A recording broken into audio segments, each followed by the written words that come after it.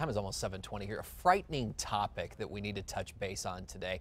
It's known as phantom debt, and here with details on how you can avoid falling for a lot of those schemes is Mike Suttle with the Suttle Financial Group. It's good to have you this morning. Sort of tongue-in-cheek here when you talk about frightening, but in the end, the goal here is to sort of intimidate people to the point where, you know, they may pay something that they don't owe.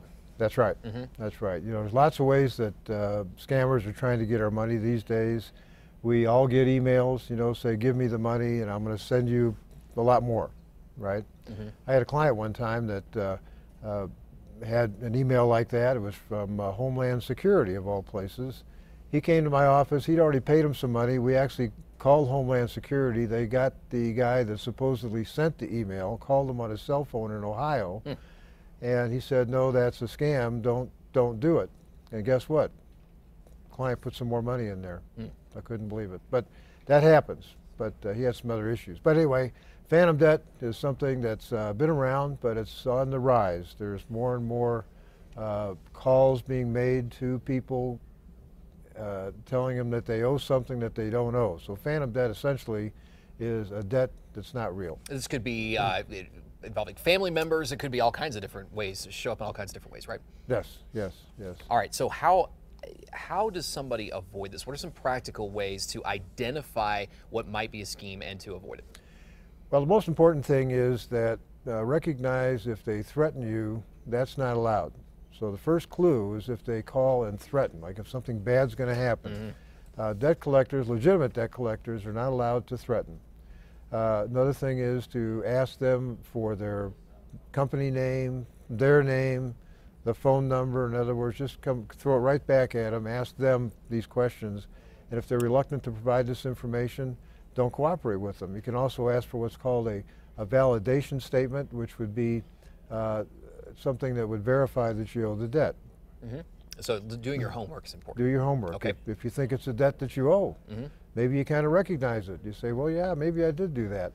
Call that credit card company or call that creditor and ask them, and don't pay over the phone.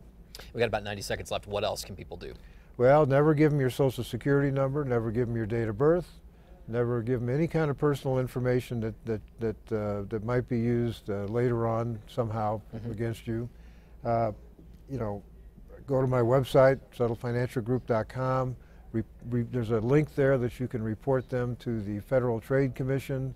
And remember, they're not always mean. They're not always going to be intimidating. Sometimes they can seem very friendly. I brought my meanest phantom right here from home. Doesn't look very mean, but you know, don't fall for it. When they call you, don't be a victim. It can maybe be disguised, yes, right, as something very pleasant. They're after you. And there are so many ways this can happen. I know phone, email, social media. I know there's lots of ways to get a hold of people these days. Yes. All right, where can people get more information on some ideas that you have to help them avoid these types of situations? Go to my website, SuttleFinancialGroup.com. I've got some ideas there, or call me.